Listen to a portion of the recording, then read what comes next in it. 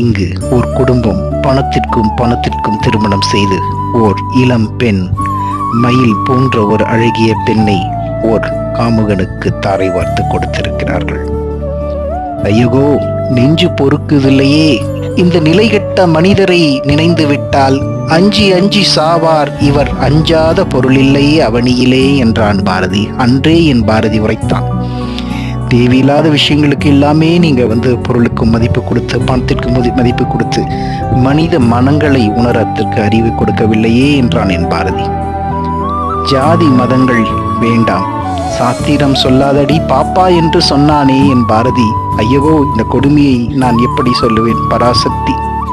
என்னுடைய பாரதி அன்றே நினைந்து பார்த்தான், பெண்களுக்கு உச்சி மீது வானிடிந்து வீழுகின்ற போதிலும் அச்சமில்லை, அச்சமில்லை, அச்சம் என்பதில்லையே என்று சொல்லுங்கள் என்று சொன்னானே பாரதி. ஜகத்தில் உள்ளோரெல்லாம் இணை